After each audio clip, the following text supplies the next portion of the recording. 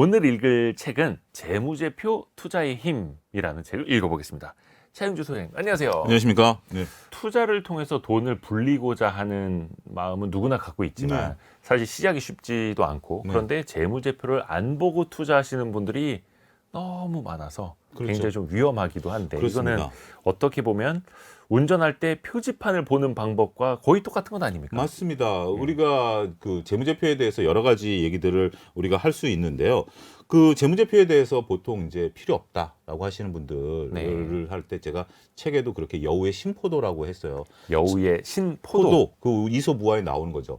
우리가 처음부터 재무제표를 싫다라고 하시는 분들은 그렇게 많지는 않을 것 같아요. 그리고 주식 투자를 하다 보면 내가 제대로 하겠다라고 마음 먹고 그리고 이제 만약에 주식을 하다가 처음에 그냥 우연치 않게 친구한테 종목을 들어서 매매를 했다 하더라도 내가 본격적으로 해야 되겠다라고 하면 제일 먼저 드는 생각이 재무제표 공부를 해야 되겠다라는 생각은 솔직히 말씀드리면 누구든지 하실 거예요.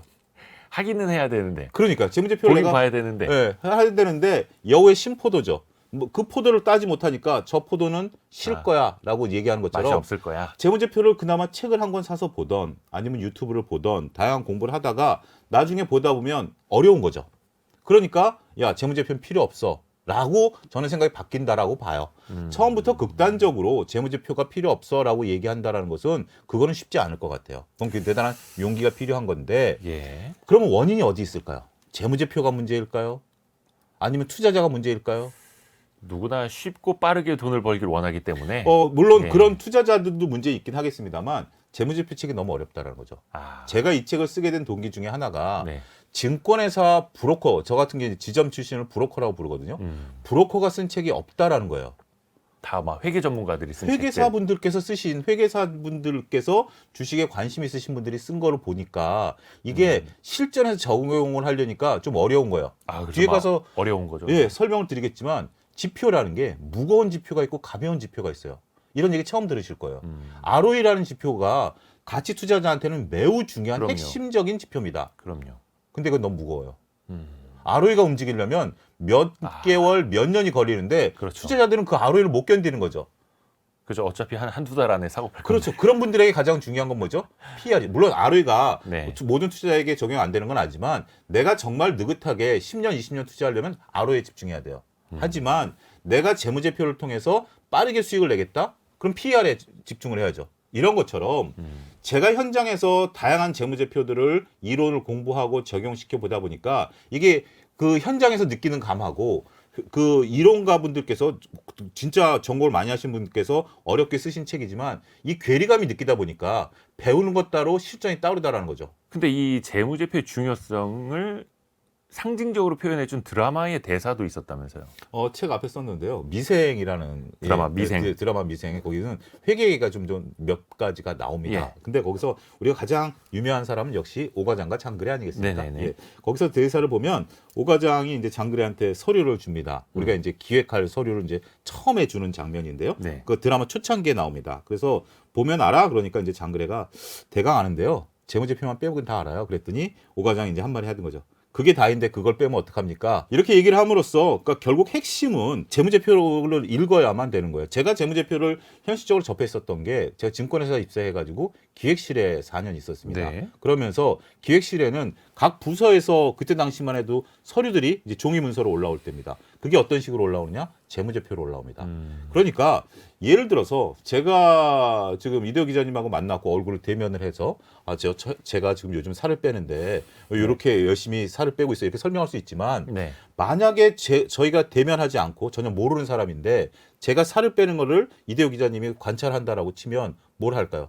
제가 매일 운동한 양, 몇 킬로 뛴, 체중 몇 킬로, 먹은 거 뭐 칼로리 얼마 이렇게 보고할 거 아닙니까? 네네. 이게 재무제표예요. 아하. 그래서 서로 간에 소통하지 않고 할 수 있는 기업의 언어. 우리가 기업이 주주분들한테 다양한 방법으로 소통할 수 있는 방법이 있긴 합니다만 근데 오히려 일일이 기업이 IR을 통해서 소통한다라면 그건 더 복잡할 것 같아요. 투자자 기업 설명회 같은 예, 걸로. 더 설명하면 일일이 다 찾아다녀야 돼요. 음. 그러면 그렇지만 통합된 그 양식에 따라서 재무제표를 기업들이 투자자한테 알리면 네. 투자자들은 그 재무제표를 보고 기업이 하고자 하는 얘기를 읽어내면 되는 거예요. 그렇죠. 그렇기 때문에 재무제표의 유용성이 더 뛰어나다라고 말씀드릴 수가 있겠는데 말씀하신 것처럼 재무제표를 알면 네. 저는 무조건 성공한다라고 말씀드리지는 않겠습니다. 아, 그렇죠. 그건 사실이에요. 하지만 재무제표를 알면 수익률이 올라간다라고 말씀드릴 수가 있겠어요.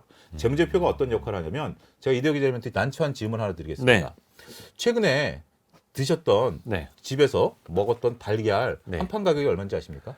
아, 난처합니다. 그렇죠. 이런 건 그 답변 잘못하면은 큰 욕을 먹거든요. 그리고 또 한 가지 가끔 이제 네. 마트에 가면 달걀 코너 가보셨나요? 달걀 코너 가보면 달걀 종류가 10여 종류 되는 것 같아요. 아. 작게 봐도. 그러니까 뭐 네네네. 유정란, 뭐 PB 상품, 뭐 여러 가지가 있으니까 평상시에도 가격이 변동하죠. 달걀은. 그렇죠. 제품마다 가격이 또 변동합니다. 네. 그러니까 이거를 다 하려면 꼭 마트를 자주 가던 사람 아니면 이건 어렵죠. 그렇죠. 근데 마트 가던 사람이 달걀을 딱 봤을 때 이때는 싸다. 이때는 비싸다. 요거는 요 달걀 비싸. 요건 아는 거죠. 이게 가치를 아는 거죠. 우리가 네. 가치라고 그래서 수학적으로 자, 기업의 영업이익이 얼마면 적정 가치가 얼마 이게 아니라 평상시에 우리가 그 기업을 보다 보면 적정 주가라는 적정 가치를 알 수 있는 거거든요. 네. 제 책에도 비유를 한 게 그 달걀에 대한 거예요. 어머니를 모시고 마트를 갔는데 그때 직전에 달걀이 뭐 한 판에 10,000원 얼마 이렇게 파동이 났었을 때예요. 네. 근데 어머니가 갑자기 딱 그 집 근처도 아닌 우연치 않게 마트를 갔는데 달걀 한 판에 5,500원이 붙어 있는 거예요. 어머니가 야 이건 무조건 사야 돼. 라고 말씀하시더라고요. 주가가 10,000원 가던 게 5,500원 오면 무조건 사야죠. 그런데 이 무조건이란 근거에는 달걀은 매일 먹어야 되고 우리 몸을 위해서 먹어야 되니까 가치 대비 떨어졌다라고 본 거죠. 네. 그게 바로 우리가 가치를 알아야 되고 그걸 읽어낼 수 있는 게 재무제표다. 이렇게 설명드릴 수 있겠습니다. 사실 재무제표가 굉장히 중요하긴 합니다만 사실 그게 회계장부를 다 결산을 해서 투자자들에게 보여지려면 사실 그렇죠. 좀 시간도 걸리고요. 또 어떤 분들은 그렇게 표현을 합니다. 이게 너무 과거의 그렇죠. 숫자들 아니냐. 네. 그러니까 재무제표만 보고 투자하는 건 백미러를 보고 운전하겠다는 것 아니냐. 또 이런 예. 지적도 나와요. 그렇습니다. 그 의견 맞습니다. 그러나 한 번 더 생각해 본다라면 우리가 그 재무제표를 열심히 보다 보면 앞에 전방이 보여요. 단순하게 재무제표를 처음 공부할 때는 백미러를 공부해야 되는 거 맞습니다. 백미러를 당연히 공부를 해야 되는 건데 확정된 숫자는 백미러죠. 그렇지만 우리가 이제 투자는 기업의 미래에 투자하는 거 아니겠습니까? 기업의 미래는 당연히 재무제표가 안 나오죠. 그러면 여기서 이제 고도의 투자자가 나타나기 시작하는 겁니다. 재무제표가 과거에 그렸던 궤적, 그 다음에 재무적인 상황에서 우리가 미래를 볼 수 있는 건 특히 이제 감가상각이라든지 영업이익률이라든지 이런 것들은 미래를 우리가 전망할 수 있게 쉽게 나타낼 수 있는 그런 거거든요. 네. 여기에 기업들은 또 다양한 얘기를 합니다. 우리가 이런 것들을 할 것이야. 이런 것들을 우리가 투자를 할 것이야. 우리가 이렇게 시장을 개척할 것이야. 라고 얘기를 하는 거죠. 미래 계획. 이런 것들을 더하다 보면 미래가 보인다라는 거죠. 네. 그렇기 때문에 과거의 백미러다라고 얘기하는 것은 제가 볼 때는 1단계 공부해서 끝내신 분이에요.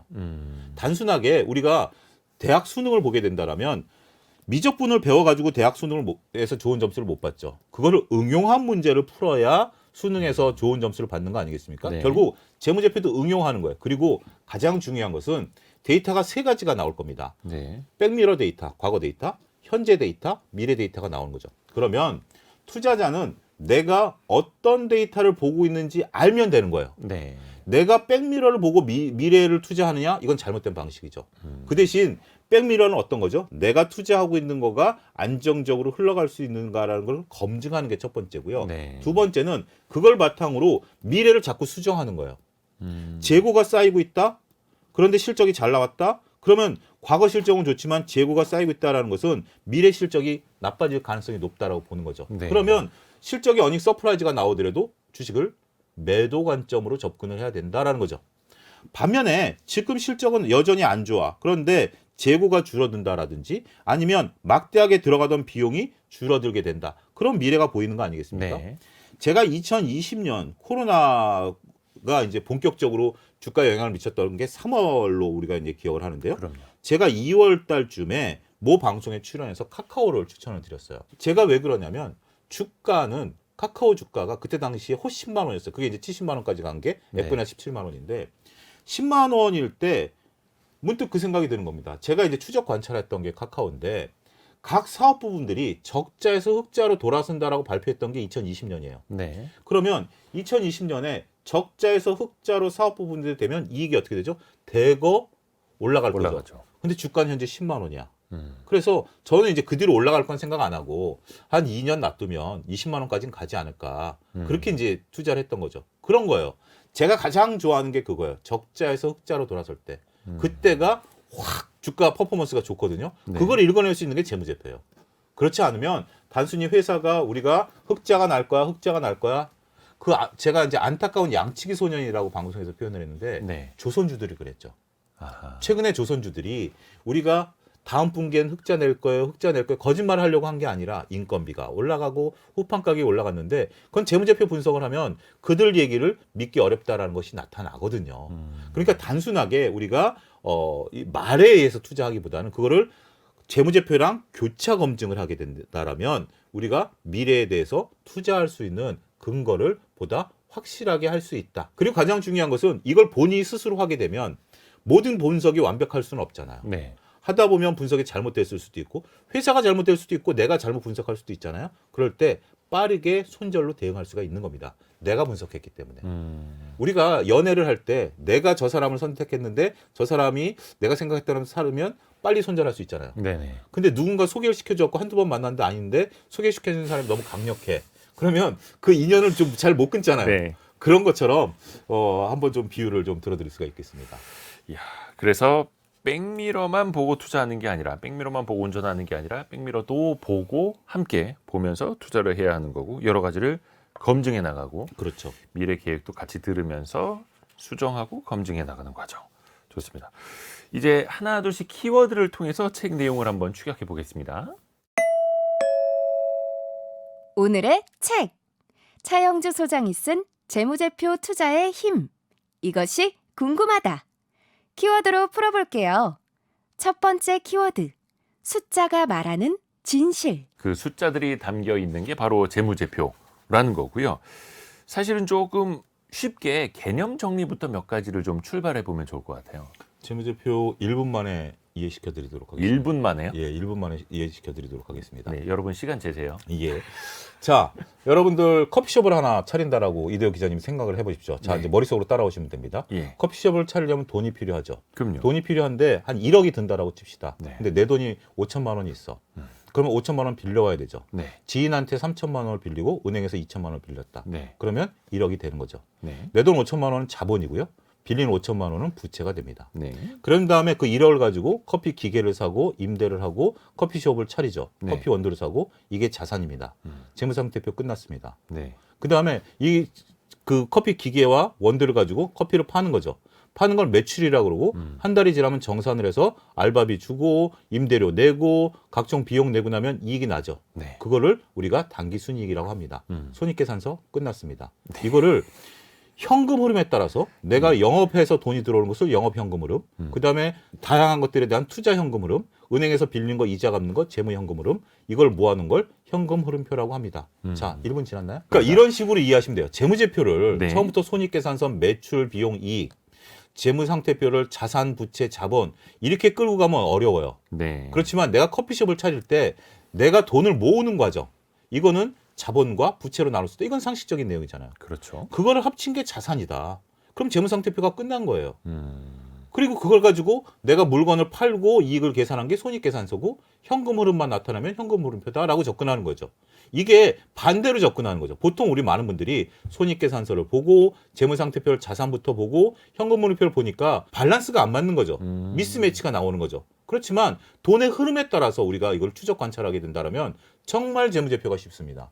여기에 이제 살을 붙이면 되는 거죠. 자본도 내가 직접 투자한 거냐 이익이 난 돈이냐, 부채도 내가 기업들한테 갚아야 될 거냐 아니면 은행에 갚아야 될 거냐 지인한테 갚아야 될 거냐, 자산도 현금이냐 물질이 있는 유형자산이냐 무형자산이냐 재고냐, 이렇게 이제 살을 붙이는 과정이지 이 기본 개념만 이해하시면 살 붙이기가 쉽습니다. 아하, 그래서 재무상태표, 손익계산서, 현금 흐름표 이름이 좀 어렵게 느껴질 뿐 그렇죠? 이미 우리가 다 알고 있는 개념. 그렇습니다. 커피숍을 하시든 치킨집을 하시든 네. 편의점을 하시든 이미 익히고 있는 그 개념인 거고요. 혹시 이 투자자의 성향에 따라서 이 재무제표를 좀 다르게 활용할 수도 있습니까? 그렇죠. 앞서 잠깐 언급드렸처럼 내가 단기 투자자다. 내가 장기 투자자다. 보통 우리가 가치 투자를 할 때 장기 투자자만 한다라고 생각해요. 아닙니다. 단기 투자자도 해야 돼요. 무거운 지표가 있고 가벼운 지표가 있는데 어허. 무거운 지표는 PBR이라든지 ROE 같은 경우 무거운 지표예요. 네. 이거는 정말 PBR이 낮다 그래서 투자를 하면 주가가 바로 올라가는 건 아니에요. 주가가 하방을 경직하는 거고 가벼운 지표 같은 경우는 이익률의 변화라든지 PR이라든지 이렇게 되는 거죠. 네. 따라서 우리는 내가 장기 투자자면 ROE 같은 데 집중을 해야 될 필요가 있고 PR이 높다라고 그런 거는 장기 투자자한테는 그렇게 중요한 건 아니에요. 그렇지만 내가 뭐 1년 내에 사고 판다라고 하면 ROE는 기본 베이스고 ROE가 기존에 꾸준히 올라왔던 거에 영업 이익률의 변화 영업 이익이 늘어나는 게 아니라 이익률이 늘어나고 있느냐 이런 부분들을 보게 된다라면 재무제표 활용이 조금 더 편해질 수 있다 이렇게 말씀드릴 수 설명을 있습니다. 조금 해드리고 가야 될 것 같아요. 그러니까 ROE 같은 경우에는 자기 자본 이익률, 이익률이죠. 자기 자본 똑같은 금액을 가지고 이익을 얼마나 뽑아내느냐. 그렇죠. 자본에 이익이 따라서 얼마나 이익을 좋은 뽑아내는 회사냐. 거니까 이거는 과거 지표로 활용할 수밖에 없는 거예요. 이거는 미래를 쳐다보기가 어려운 겁니다. 그러니까 과거를 가지고 계속해서 미래를 끌고 가다 보니까 장기적으로 볼 수밖에 없는 거고 PBR 같은 경우는 이제 자산 가치를 얘기하는 거죠. 자산 가치를 얘기할 때는 자산이 수익 가치는 아니거든요. 자산 가치가 될 땐 주가가 많이 빠졌을 때 어디까지 주가가 하락에 멈출 수 있는가를 나타내는 지표예요. 이건 그렇죠. 성장 지표와는 다릅니다. 그렇지만 영업 이익률 같은 경우는 내가 물건을 팔았을 때 이익률이 5%가 남느냐, 7%가 남느냐, 3%가 남느냐가 굉장히 다른 거거든요. 자, 반대로 우리나라 기업 중에 영업이익률이 30%가 넘는 기업은 몇 개나 될까요? 드물죠. 몇 매우 개 안 드물죠. 됩니다. 몇 개 안 되고 20% 남는 기업은 대략 한 150개 정도 될 겁니다. 아, 영업이익률이 연간으로. 그러니까 반대로 여러분들이 좋은 기업을 찾으려고 노력을 하시잖아요. 그러면 네. 어떤 기업이 좋은 기업이냐라고 했을 때 피터 린치가 얘기하는 것처럼 네가 잘하는 기업을 해라. 어떻게 보면 좀 뜬구름 잡는 얘기일 수도 있어요. 네. 그런데 연간 데이터가 나온 것을 보통 우리가 이제 각 증권회사에서 HTS 같은 데서 엑셀로 다운로드 받을 수 있게 해주거든요. 네. 그러면 아무래도 재무제표를 다루려면 조금 엑셀은 좀 다루실 수는 있어야 돼요. 기본적으로 더하기 빼기 곱하기 나누기 정도 네. 소팅하는 정도 이 정도는 아셔야 되는데 엑셀을 가지고 영업이익률 20% 이상 뭐 러프하게 영업이익률 15% 이상 되는 기업을 소팅하는 거죠. 그 중에서 내가 잘 아는 분류를 기업, 한다는 거죠. 분류를 하는 거죠. 그다음에 거래량이 좀 작다라든지 뭐 이런 것들 빼버리고 자산주들 좀 빼버리고 하면 거기서 우량한 기업을 오히려 역으로 찾아낼 수도 있는 거예요. 이게 재무제표를 우리가 투자 성향에 따라서 유용하게 활용할 수 있다. 내가 가치 투자자다. 그러면 ROE를 기준으로 분류를 하는 거죠. 그런 것도 하나의 방법이 된다라고 말씀드릴 수 있겠습니다. 그러니까 순 자산을 바탕으로 볼 거냐, 네. 이익률을 바탕으로 볼 거냐, 네. 이익 성장률을 바탕으로 볼 거냐. 이거는 본인의 성향에 따라서 그렇죠. 숫자들을 쭉 나열해 놓고 거기서부터 분류를 하면서 본인의 성향에 맞는 기업을 찾아 나가는 단계. 그것도 하나의 방법이죠. 이 부분은 아마 제가 거의 처음 얘기할 거예요. 투자 성향에 따라서 재무제표를 다르게 봐야 된다. 그냥 보통 재무제표를 이제 하게 되면 이거는 투자한테 유용하다라는 정도지 네. 성향과 내 투자 기간에 따라서 달리 봐야 된다라는 개념을 여러분들이 명확히 인식하는 것도 저는 필요하다라고 말씀드릴 수 있겠습니다. 그렇죠. 그래서 안정성이냐, 성장성이냐, 그렇죠. 수익성이냐 예. 거기 안에서 또 발라낼 수가 있는 거고요. 자, 그러면 사실 주식이라는 게 이제 주식 투자가 어려운 게 네. 좋은 기업인 건 알겠어. 네. 그런데 그 주식을 비싸게 주고 사면은 또 손해를 볼 수 있는 것 맞습니다. 아닙니까? 예. 그리고 아무리 좀 안 좋은 상황에 있는 기업이라도 그 주식을 정말로 싸게 산다면 네. 좋아질 때 네. 또 반대로 이익을 또 얻을 수도 있는 거고요. 그러면 적정 가치라는 것도 산출을 해내야 될 텐데 네. 적정 가치는 좀 어떻게 우리가 개념을 잡아봐야 될까요? 많은 분들이 저한테 질문을 하시는 게 있어요. 가치 대비 주식을 싸게 사라라고 얘기를 한다. 네. 적정 가치를 어떻게 구합니까? 라고 이제 계속 질문을 하시는 거예요. 네. 그러면 제가 만약에 재무제표의 힘이라는 책을 안 쓰고 적정 가치 구하기라는 책을 썼으면 대박 났겠죠. 근데 왜 구하기가 어렵냐면 적정 가치는 하나가 아니기 때문입니다. 거의 살아있죠. 살아있듯이 살아있는 매번 거. 움직이고. 예. 그리고 보는 관점도 달라요. 네. 차용주라는 사람의 적정 가치는 어떻게 봐야 될까요? 지금 방송하고 있는 차용주로 봐야 될까요?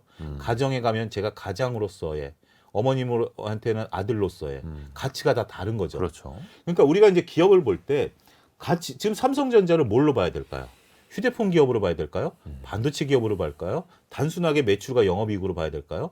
그러면 미래는 뭘로 따져줘야 되죠? 이런 것들이 다르기 때문에 네. 적정 가치를 이론적으로는 구할 수 있는데 이론적으로 구하는 것들의 문제점은 가정을 많이 한다라는 거죠. 금리가 몇 프로일 때, 이익이 몇 프로 성장할 때라는 거기 때문에 이거는 이론적인 거라서 현실성이 안 맞고, 그 다음에 우리가 투자자들이 볼 때는 케인즈가 얘기한 미인 대회라는 것을 보셔야 될 것 같아요. 그렇죠. 미인이라는 개념, 우리가 알고 있는 양귀비. 네. 양귀비 같은 경우는 갑자기 뜬금없어가지고. 예, 양귀비 같은 경우는 지금 기준으로 보면 예. 좀 이렇게 살이 좀 많이 쪄 있죠. 아 그래요. 그렇죠. 그 양귀비상 같은 경우 중국 같은 데서 보면 그때 당시엔 잘 먹어야 되니까. 그 시대의 미인상. 그때 시인의 그 시대의 미인은 아. 잘 먹어서 피부색이 뽀얀 사람, 아, 다들 누렇게 떠 있으니까. 아하. 그게 미인인데 지금은 그게 아니잖아요. 그런 것처럼 우리가 90년대 초에 외국인들이 우리나라에 들어왔을 때 그때 주가가 올라갔던 건 뭐죠? 자산주예요.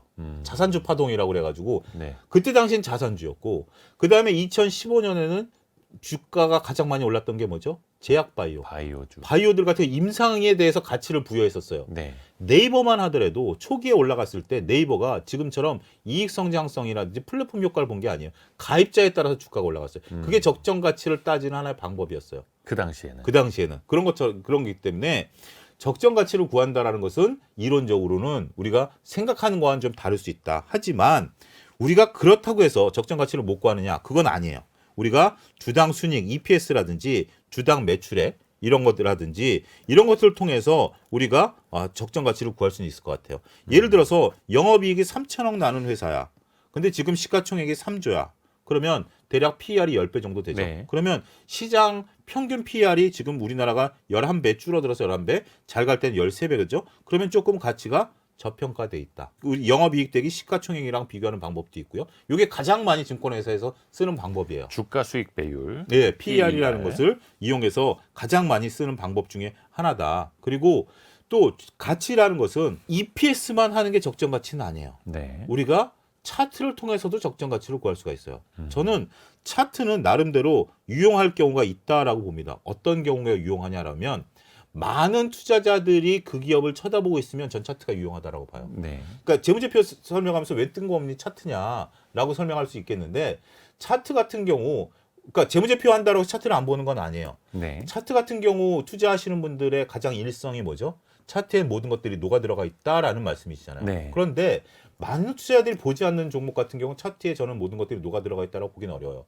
그런데 삼성전자, 테슬라, 뭐 2차 전지 이런 거는 많은 분들이 보고 있잖아요. 네. 그러면 모든 뉴스가 거기에 다 녹아 들어가 있다라고 보는 것이 합리적인 사고 아닐까요? 그럴 때는 우리가 이익과 그 다음에 관심과 차트를 같이 보게 된다라면 나름대로 평균선들이 나올 겁니다. 네. 그게 적정 가치가 된다라는 개념으로도 접근할 수가 있는 거죠. 종합적으로. 예, 종합적으로 그런 건데, 가장 불확실한 지표, 우리가 적정 가치를 구하기 중요한 것은 금리. 금리는 너무 빨리 변하는 것 같아요. 최근에 그렇죠. 최근 들어서 더 최근에는 그렇고, 특히 시장 상황이 그렇죠. 배당 같은 경우도 그렇고 심리 같은 경우도 그렇고 이러한 부분들에 따른 것들은 주가가 너무 막 급하게 올랐다. 그러면 많은 분들이 오해하는 게 최근에 이제 주가가 빠지다 보니까 야 주가가 좀 많이 빠졌다. 고점 대비 30% 빠졌다라고 하는데 이건 이제 투자 심리가 변한 거거든요. 투자 심리가 변한 거기 때문에 직전의 고점이 적정가였냐라는 논쟁이 들어갈 수밖에 없는 거예요. 어찌됐든 우리가 믿을 수 있는 것은 역시 재무제표상의 주당 순이익과 매출 이런 것들을 봐야 된다. 적정 가치라는 게 뭐 하루 이틀 만에 훅훅 바뀌는 건 아닌데 그렇죠. 주가는 매 순간순간마다 엄청나게 변동을 해서 사람들을 더 현혹한다. 그래서 그 중심, 적정 가치가 얼마인지 또 그거를 어떻게 내가 정의할 것인지 본인의 기준이 필요하다라는 말씀이고요. 다음 키워드도 들어보죠. 다음 키워드. 숫자로 기업 파헤치기. 실전으로 조금씩 더 들어가 볼게요. 예. 우선은 그래도 재무제표를 이제 못 보신 분들을 위해서 이 재무제표를 어디서 볼 수 있는지 좀 알려주세요. 쉬운 방법으로. 우리가 이제 다트라는 거를 DART 다트. 네. 우리가 이제 그 화살이 이렇게 던지는 다트 다트. 똑같은 스페링이에요. 는 아니고 예. 스펠링은 똑같습니다. 똑같습니다. 근데 이제 그거를 이제 포털 사이트에 다트를 치시던 네. 아니 보통 이제 네이버 포털 사이트 많이 보시니까 다트라는 건 금융감독원이 직접 운영하는 전자공시 사이트입니다. 근데 이거를 여러분들이 봐야 되는 이유 중에 하나가 우리가 기업이 어떤 내용들을 과거에는 애널리스트라든지 뭐 일부 이렇게 좀 유출하는 경우들이 좀 있었어요. 근데 그것들이 이제 그 기사화되면서 큰 사건화가 돼버린 거죠. 그러니까 공시가 되기 전에 그거를 미공개 정보를 미공개 정보를 하면 이거는 이제 범죄가 돼버린 그렇죠, 거예요. 범죄입니다. 범죄가 돼버렸기 때문에 기업들은 다트를 통해서 이건 금융감독원 공시 사이트이기 때문에 여기를 통해서 발표하는 거예요. 그러면 이걸 누가 보느냐? 딱 뜨는 순간 외국인, 기관, 큰손, 증권사 직원들 다 봐요. 근데 나만 안 봐? 그럼 어디 가서 정보를 찾겠어요? 그러니까 여러분들 이걸 보셔야 돼요. 그러면 근데 이 다트를 그러면 내가 일일이 대기하고 있다 다트를 봐야 돼? 라고 생각하시면 네. 그것도 좀 어렵죠. 자, 여기서 실전이 나오는 겁니다. 다트에 들어가셔서 MTS 부분에 가면 알람 서비스가 있습니다. 그렇죠. 알람 서비스를 가입을 하신 다음에 여러분들이 보고자 하는 기업들을 등록을 해놓으면 거기서 공시가 나올 때마다 알람이 울려요. 네. 그럼 보시면 돼요. 이거 말씀하시는 분은 없을 거예요. 왜냐하면 실전을 안 해봤기 때문에, 안 해보신 분들이 많기 때문에 그 부분을 좀 봐야 되고, 또 하나 다트를 봐야 되는 게 뭐냐면 우리가 HTS 상에서도 숫자가 나오는데 그러면 왜 굳이 내가 다트를 가야 돼? 그리고 포털 사이트에서 숫자가 나오는데 내가 왜 굳이 다트를 가야 돼? 숫자가 다릅니다. 많은 분들이 오해하는 게 다트에서 숫자를 공시하면 HTS와 포털 사이트의 숫자가 연동이 돼서 바뀌는 줄 알고 계세요. 아닙니다. 수작업입니다. 오래 걸리죠. 몇 개월 걸립니다. 그러니까요. 그래서 이제 업로드를 빨리 하는 증권사가 있고 네. 업로드를 거의 안 하는 증권사가 있고 포털 사이트도 얼마 시간이 걸려요. 네. 이것도 보면 우리가 숫자를 보다 보면 자꾸 차이가 나는 이유가 바로 거기 있어요. 어떤 데는 PR이 12배가 나오는데 어떤 데는 PR이 11배가 나오는 경우가 있어요. 이거는 근본적인 모데이터가 업로드가 잘못되어 있는 거거든요. 그래서 다트를 좀 보셔야 된다라는 건데 처음에 다트를 보려면 눈에 잘 안 들어옵니다. 그렇죠. 그 사람들의 인지상정이에요. 그래서 저는 다트를 처음 보실 때는 아무래도 젊은 분들은 뭐 그냥 휴대폰으로도 볼 수 있지만 좀 내가 나이가 있다라고 하시면 프린트를 한번 걸어보세요. 다트 프린트하면 한 200페이지 정도 나옵니다. 네네. 그러니까 그런 것도 한번 투자를 해보셔야 된다라고 저는 봐요. 근데 다트를 하나만 하셔서는 안 되고요. 뭐 예를 들면 삼성전자 아니면 뭐 네이버 아니면 그다음에 화학업종 이런 식으로 업종별로 다른 것들을 한 3-4개 정도는 보시면 그다음부터는 그 틀이 눈에 익을 거예요. 그리고 다트를 볼 때 우리가 사업보고서와 감사보고서가 있습니다. 네. 근데 사업보고서 같은 경우는 우리가 1년에 4번 나오고요. 감사보고서는 주총 때 1년에 1번 나옵니다. 그런데 프린트할 때 감사보고서를 프린트를 하세요. 감사보고서와 사업보고서의 차이점은 뭐냐면 주석이라는 것이 있습니다. 이 주석이라는 게 뭐냐면 우리가 재무상태표에 현금이 있으면 현금이 예를 들어서 10억이 있다. 이거 딱 숫자가 10억이죠. 그러면 이 10억이 어디에 있는 10억인지를 우리가 모르잖아요. 감사보고서는 주석에 이 10억 중에 내가 은행에 1억이 캐시로 있고 나머지 4억은 외환은행에 4% 금리에 3년물 CD를 사놓고 나머지 5억은 국민은행에 뭘로 사놨다. 이게 나오는 거예요. 조금 더 세부적인 설명이라고 보면 설명이 되죠. 나오는 겁니다. 주석이라는 예, 게. 주석이라는 거. 그래서 우리가 항상 다트에서 사업 보고서를 보라라고 얘기를 하는데 실질적으로 사업 보고서에 봐야 될 내용은 사업의 내용이에요. 그렇죠. 이 사업의 그러니까 재무제표를 볼 때는 감사 보고서를 보셔야 되고 사업의 내용을 볼 때는 사업 보고서를 보셔야 돼요. 근데 사업 보고서를 처음 보면 딱 놀라는 게 이거 리포트에 나왔던 내용하고 비슷한데? 라고 하는 거죠. 애널리스트 리포트요. 네. 그게 사업 보고서를 애널리스트들이 참조를 하기 때문에 그렇죠. 그렇습니다. 예. 예. 그게 회사 측의 기초 설명이니까요. 예. 그렇기 때문에 우리가 사업 보고서와 감사 보고서를 구분해서 보자. 이 부분까지 설명드리도록 하겠습니다. 정말 기본 중에 기본이죠. 사업 보고서하고 감사 보고서를 네. 보는 거니. 혹시나 내가 좀 주식 투자를 해봤는데 아직도 사업 보고서와 감사 보고서를 본 적이 없다. 이거 안 보고 투자한다라고 하면은 한쪽 눈 감고 하는 거예요. 두 눈 다 감는 거라 두 좀 눈 다 표현하는 감는 거예요. 거죠. 예. 정말 위험한 겁니다. 그래서 예. 기본 중에 기본이라는 거고요. 그리고 아까 해주시려고 했던 말씀, 예. 매출이 중요할까, 이익이 중요할까 그 예. 질문을 아까 내주셨었죠. 어떻게 보면 이거 딱 시험 문제 내면 딱 좋은 거예요. 예, 가장 중요한 것을 골라라. 매출, 영업이익, 당기순이익. 손익계산서에 나오는 항목이고요. 그럼요. 가장 중요한 것은 매출입니다. 음, 우리가 회사의 존재 이유가 뭐죠? 물건을 파는 거죠. 네, 첫 번째 존재 이유는 물건을 파는 거예요. 그 물건이 무형의 자산이 됐던 유형의 자산이 됐던 뭔가 물건을 파는 게 첫 번째예요. 그래서 매출을 보통 회계 전문가들이 수원지라고 합니다. 물이 뿜어져 나오는 수원지. 물이 계속 네. 뿜어져 나와야 돼요. 물이 안 뿜어져 나와도 이익은 낼 수 있어요. 어떠한 방법으로든지. 근데 매출이 꾸준히 늘어나는 게 첫 번째고요. 그 다음에 중요한 건 영업이익입니다. 네, 영업이익과 당기순이익의 차이점은 뭐냐면 영업이익은 영업활동과 관련된 이익이고요. 당기순이익은 그 밑에 영업 외에 관련된 활동들이 들어가서 당기순이익을 만들어낼 수 있어요. 네. 만약에 매출이 늘어나는데 영업이익이 줄어든 상태에서 당기순이익을 늘릴 방법은 건물을 판다라든지 뭐 이런 방법들이 있어요. 근데 많은 분들이 처음에 손익계산서를 보면 딱 볼 때 뭐 어디부터 보느냐? 당기순이익부터 봅니다. 이게 사람이 눈이 거의 고정돼 있어요. 그냥 얼마 남기느냐. 얼마 빨리 남기느냐만 그거 보고 보는 싶은 거예요. 거죠. 근데 이제 여러분들은 이 방송 들으시면 이제 의식적으로 바꾸셔야 돼요. 매출서부터 흐름으로. 매출서부터 손익계산서는 간단한 게 각종 비용을 빼주는 거거든요. 순서대로. 빼주고 나면 영업이익이 나오는 거예요. 그래서 매출이 늘어나고 있느냐, 영업이익이 늘어나고 있느냐. 근데 여기서 한 가지 중요한 것은 매출이 10% 늘어났다라고 하면 영업이익은 보통 우량 기업이면 최소한 30%, 20% 이상 늘어나야 돼요. 그러니까 매출 증가폭보다 이익 증가폭이 훨씬 더 커야 영업이익 정상이라는 증가폭이 거죠. 더 커야 됩니다. 왜냐하면 그건 고정비 효과 때문인데 우리가 매출이 늘어난다고 해서 월급 더 받는 건 아니잖아요. 그렇죠. 단순하게 얘기하면 뭐 보너스 정도 더 받을 수 있긴 하겠습니다. 그렇기 때문에 이게 이제 고정비 효과라는 건데 그런 부분들을 우리가 알고 있으시면 처음에 딱 봤을 때 매출이 늘었는데 영업이익이 줄었어. 아, 이거는 비용 통제를 못했구나. 이 기업은 뭔가가 있구나. 그리고 좀 뭐가 비용 통제를 못했지? 살펴볼 수 있는 거죠. 그렇기 때문에 재무제표를 한다고 해서 처음부터 이것은 영업이익률 몇 프로, 과거 대비 몇 프로가 줄었고 몇 프로가 늘었고 이런 분석도 중요하지만 내가 무엇을 파고 들어가야 될지 아는 것도 재무제표의 기초를 알고 나면 그때 가서 쉽게 된다는 거죠. 당기순이익은 누구한테 중요하느냐? CEO한테는 중요하죠. 근데 투자자한테는 당기순이익은 영업이익보다는 상대적으로는 좀 떨어지는 지표다.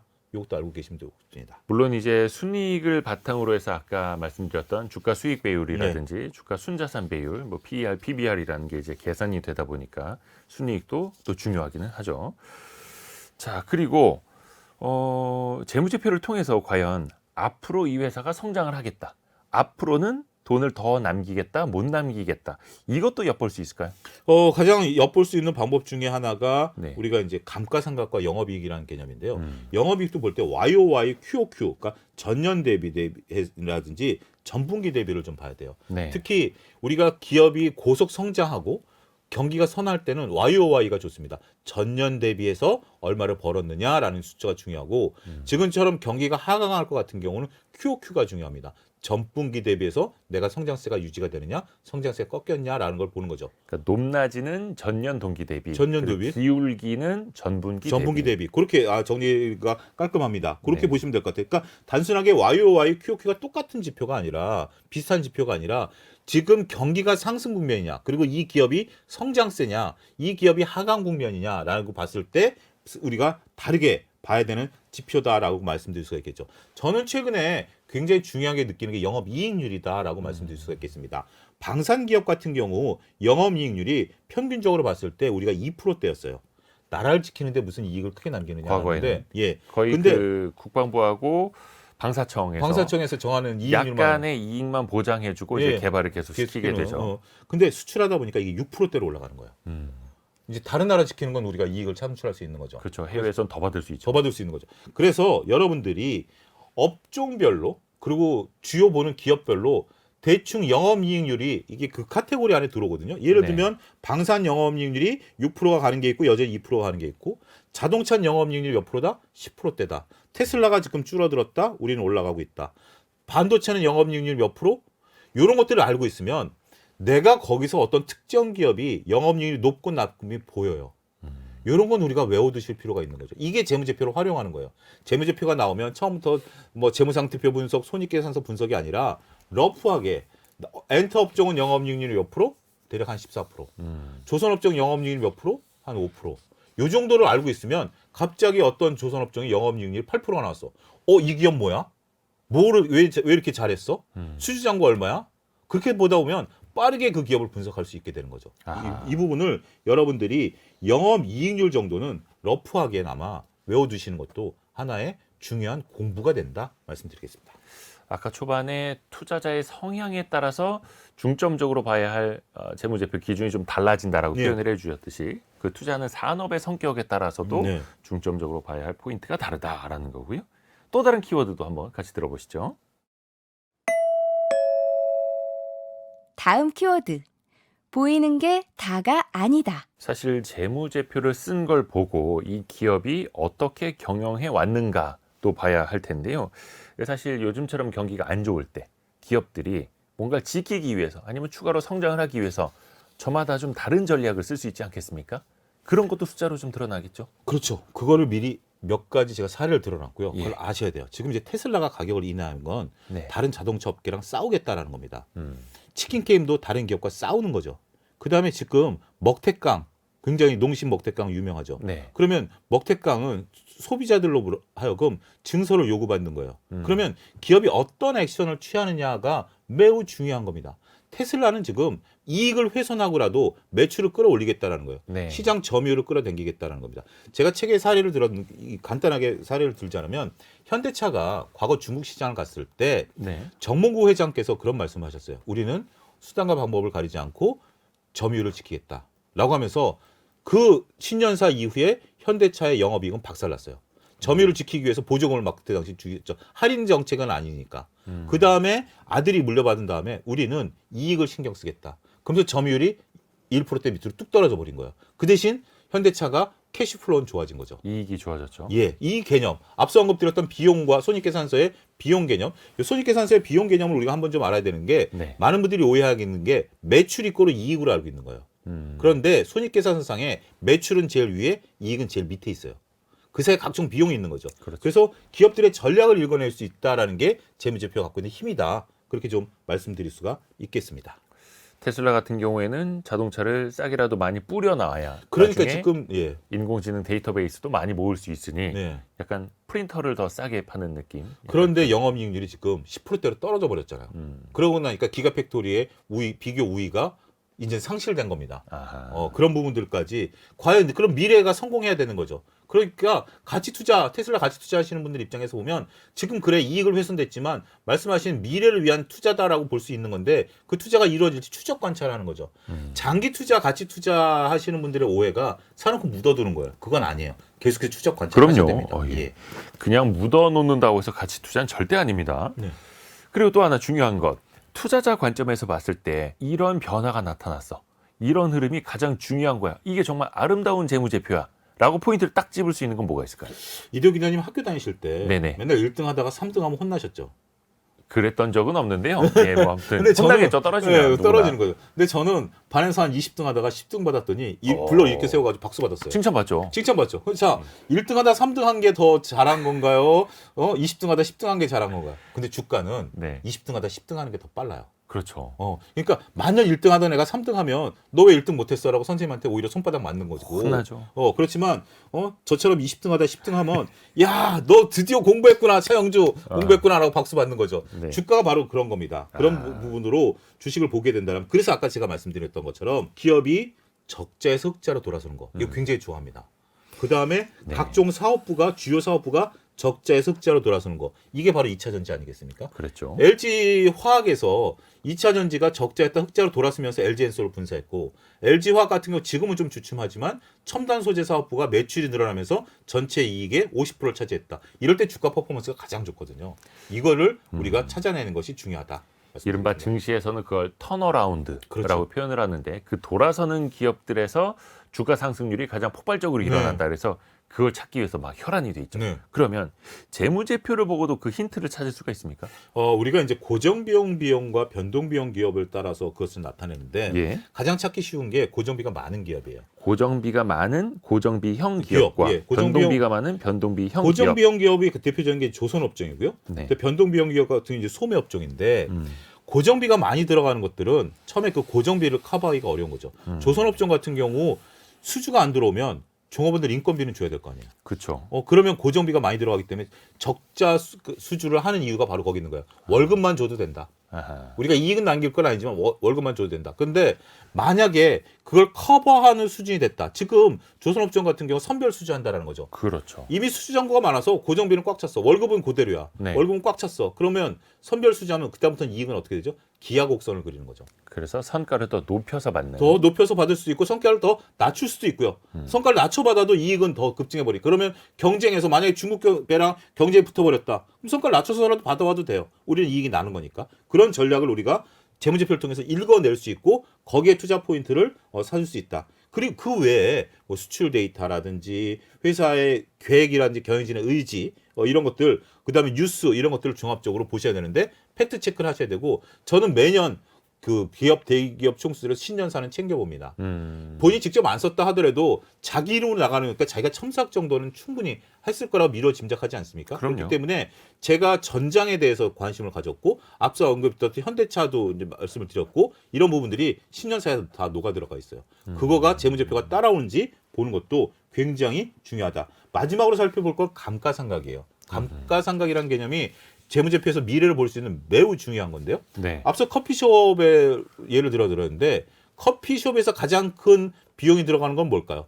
커피를 커피 추출하는 머신. 기계죠. 커피 네. 머신이죠. 네. 그게 보통 몇 천만 원 정도 하죠. 어유 비싼 건 그렇더라고요. 예, 근데 가게 쓰는 건 그 정도 해야 되는 거죠. 예. 우리 가정용이 아니니까. 그런데 이 감가상각이라는 게 투자했을 때 비용을 일정하게 떠오는 걸 감가상각이라고 그러거든요. 예를 들어서 5천만 원짜리를 샀다. 그러면 한 해에 5천만 원을 다 떨어버리면 그 해는 적자지만 다음 해에는 흑자가 나잖아요. 그거는 말이 안 되고 5년 동안 쓴다라면 매년 천만 원씩 비용으로 떠는 게 그 감가상각인데 이제 회계 기준에 있죠. 몇 년 동안 감가를 나눠서 하라. 한다. 이거가 이제 나오는 거죠. 근데 이게 감가상각이 끝나버렸다. 그러면 제가 먼저 커피숍을 차렸어요. 근데 딱 2년 지나고 나니까 커피숍이 잘 돼. 그래서 이대호 기자님이 제 옆에다 차렸어. 네. 경쟁하려고. 그러면 저는 3년 지나면 감가상각이 끝나잖아요. 네. 그러면 4년 차부터 커피 가격을 낮춰버리는 거예요. 아하. 그럼 이대호 기자님이 이제 막 커피 팔아서 이익을 남기려고 하는데 감가상각 비용이 고정비로 들어가야 되는 거 아니에요. 그러면 저는 저가 전략으로 가는 거죠. 그러면 내가 경쟁자를 따라버리고 경쟁자를 물리치고 내가 독주가 되면 커피 가격을 2배로 올려버리는 거죠. 이런 식의 전략을 감가상각을 통해서 미래를 예측할 수 있다. 아하. 말씀드릴 수 있겠습니다. 그래서 선제적인 투자가 또 중요할 수도 있다라는 거고요. 다음 키워드도 들어보시죠. 다음 키워드. 재무제표로 손실 줄이기. 재무제표로 손실 줄이기. 이거는 투자자 입장에서 손실을 줄일 수 있다라는 거겠죠. 그런데 이것도 기업 활동을 하다 보면 항상 자본을 추가로 유치를 할 수도 있는 네. 거고 자본을 뭐 감자할 수도 있는 거고 여러 가지 공시뿐만이 아니라 보도자료도 종종 나오게 됩니다. 이런 것들을 우리가 좀 어떤 관점으로 봐야 될까요? 그래서 명확한 용어를 먼저 알아야 돼요. 용어부터. 우리가 미분과 적분에 대한 용어를 알아야 네. 기본 개념을 알아야 이해하는 것처럼 그래서 재무제표가 무조건 쉬운 건 아니에요. 이 용어 정도는 1 더하기 1은 1이다라는 그 공리는 외워야 되는 것처럼 그럼요. 기본적인 부분들은 외워야 돼요. 자, 우리가 매출이라고 얘기했는데 매출의 근거는 계약과 MOU는 매출이 아닙니다. 물건을 넘길 때예요. 그래서 계약을 했다, MOU를 했다라고 주가가 움직인다? 저 같은 경우는 주식을 안 사요. 이건 뭐 내용을 알면 못 사는 거죠. 그렇기 때문에 그러면 내가 그때 MOU를 했다 올라갔다 주가가 떨어져서 손실을 방지할 수 있는 거죠. 아하. 그런 것들을 이제 알아야 되고 우리가 배당이 증가한다.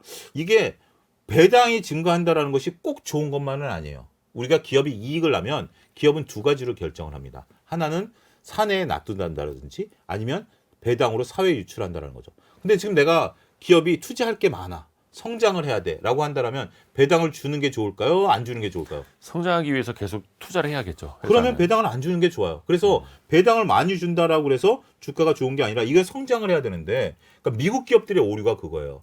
CEO들의 평가가 짧아지다 보니까 이들이 자사주 매입을 한다라든지 배당을 하면서 투자 재원을 없애버린다라는 거죠. 이게 지금 그래서 CEO 평가를 다시 해야 된다. 이제 이런 식의 얘기가 나오는 거고 자사주 매입 같은 경우도 자사주 신탁이 있고요. 직접 매입이 있습니다. 네. 이런 용어를 잘 아는 거죠. 신탁 같은 경우가 대부분이 한 70% 정도 되는데 신탁은 안타깝게도 자사주를 사도 되고 안 사도 되고 샀다가 팔아도 됩니다. 네. 근데 자사주 실질적인 매입은 직접 사는 거죠. 그렇죠. 이런 부분들에 대한 용어 우리가 좀 잘 봐야 된다라고 좀 말씀드릴 수가 있겠고 기업의 매출이 증가한다라는 뉴스가 나왔다. 이런 것들을 보게 된다라면 적절하게 과거 대비해서 매출이 어느 정도 늘어났느냐 그리고 매출이 증가했다라는 것이 몇 년 동안 증가하느냐 이걸 좀 나눠봐야 된다. 뭐 이런 식으로 우리가 약간의 정확한 용어와 약간의 그 팩트 체크만 좀 하게 된다라면 다른 사람보다 냉정하게 오히려 손실을 줄일 수도 있는 방법. 내가 이걸 돈을 번다라는 게 아니라 잘못된 투자로 인한 손실을 줄일 수 있는 매우 중요한 포인트가 된다라고 말씀드릴 수가 있겠습니다. 물론 이거를 한 50여 분 정도 라디오로 듣고 네. 혹은 유튜브로 보고 모두 다 알 수는 없습니다. 네. 이제부터 사실 이제 공부를 시작하시기 위해서 그렇죠. 저희가 그 안내 네. 책자를 먼저 열어드린 그런 예. 개념으로 이해하시면 되겠고요. 하나 좀 짚어볼게. 예를 들어서 앞에서 어떤 걸 봐야 한다, 어떤 기업이 좋은 기업이다, 어떤 게 턴어라운드 포인트다라고 네. 말씀을 해주셨는데 반대로 네. 이런 기업은 재무제표를 봤을 때 너무 투자하기 어려운 거다. 네. 이런 건 좀 우선적으로 걸러야 한다. 어떤 게 있을까요? 워렌 버핏이 한 중요한 얘기가 있습니다. 네. 경영자의 자질을 봐야 된다. 전 적극 공감합니다. 특히 최근에 이제 많은 언론, 이제 유튜버들도 있고 여러 가지 이제 그 정보가 공개가 쉽게 되다 보니까 경영자의 자질이 굉장히 중요한 거다라는 것을 거듭 느낍니다. 우리가 이제 최대 주주가 작게 되는 부분들 이런 기업들은 네. 별로 그렇게 최대 주주 대표가 바뀌는 거가 아니라 최대 주주가 바뀐다 이런 기업은 거의 투자 안 하시는 게 좋아요. 우리가 주주가 최대 주주가 이렇게 자주 바뀐다라는 것은 어느 누구도 책임 경영을 안 한다라는 거죠. 머니 게임에 들어갈 가능성이 있다라는 서로 분들 회사를 사고 파는 데만 그냥 급급할 수 있다라는 거죠. 이거 여러분들 사업 보고서를 보든지 아니면 그냥 다트 들어가서 공시사항만 몇 년치 거, 한 5년치 거 보면 쑥 제목만 봐도 최대 주주가 돼야 된다. 그 다음에 가장 중요한 것은 배제의 법칙. 제가 만든 말입니다만, 배제의 법칙이요. 예, 잘 모르는 기업은 투자 안 하는 거죠. 아하. 아무리 옆에서 주위에서 누가 얘기를 한다 하더라도 A 기업이 좋아, B 기업이 좋아 얘기한다 하더라도 내가 A 기업, B 기업을 보는데 내가 이해가 안 가. 그리고 A 기업, B 기업을 내가 봤는데 애정이 안 가. 그러면 배제하는 거예요. 저 같은 경우 게임주 투자를 한 번도 안 해봤어요. 게임을 안 하기 때문에 네. 이론적으로는 알지만 이게 느낌이 없는 거예요. 이 게임 좀 흥행하겠다, 이 게임 재밌겠다. 그걸 모르니까 저는 그냥 게임주 투자는 안 하는 거예요. 그런 것들 엔터주도 잘 안 해요. 왜냐하면 가수들 이름 잘 모르기 때문에. 음악을 거의 안 듣. 그러니까 사람마다 다른 거죠. 그런 것들을 좀 보셔야 되고 그 다음에 우리가 매매 일지를 좀 작성하셔야 돼요. 잘했던 잘못했던 일기를 씀으로써 우리가 과거 걸 보면 내가 맞아 이런 생각했었지 이런 거를 알지. 저 이대호 기자님이 일주일 전에 오늘 그 화요일 날 점심 뭐 드셨죠? 기억 못. 기억 못하죠. 그렇지만 내가 일기를 보면 네. 내가 월요일 날 뭐 먹었고 화요일 날 뭐 먹었지. 그때 내가 기분이 맞아. 이 집 다시 오려고 그랬지. 이 집은 다시 내가 안 온다 그랬지. 그걸 매매 일지를 통해서 확인이 되는 거예요. 아하. 그런 것들이 필요하다라고 말씀드릴 수가 있겠습니다. 심쿵 한방으로 오늘의 내용을 한번 정리해 보겠습니다. 오늘의 심쿵 한방. 차영주 소장이 쓴 재무제표 투자의 힘. 핵심 구절을 한방에 정리합니다. 투자자는 모든 기업의 재무제표를 현미경처럼 자세히 보기는 어렵다. 따라서 큰 구도와 큰 숫자로 이해하고 이후 상황별로 어떤 부분을 깊게 봐야 하는지 알아둬야 한다. 이 구절을 선택하신 이유를 한번 들어볼까요? 재무제표를 거부감을 갖지 마시라는 겁니다. 재무제표를 처음부터 깊게 분석하는 게 아니라 앞서 언급드렸던 영업이익이라든지 매출과 이익과의 관계라든지 이 기본적인 틀만 알면 내가 어디를 봐야 되는지 아는 거거든요. 자본과 부채, 우리가 유동 비율 이런 것들을 보면 그런 것들을 알고부터 시작해서 하나하나 분석해 가면 재무제표가 쉬워집니다. 너무 처음부터 그렇죠. A서부터 Z까지 다 하려고 들지 마시고요. 하나하나 알아가는 과정으로 내가 무엇을 봐야 되는지부터 시작하시라 이렇게 말씀드리겠습니다. 저도 경제부 기자 오래 했습니다만 사실 재무제표를 써본 적은 한 번도 없거든요. 네. 제가 회계사도 아니고 그렇죠. 어디서 재무 담당자, 회계 네. 담당자도 아니기 때문에 다만 투자자로서 읽을 수 있는 눈 정도는 그렇죠. 갖춰야 한다. 오늘 재무제표 투자의 힘 YG경제연구소 차영주 소장과 함께했습니다. 고맙습니다. 감사합니다. 감사합니다.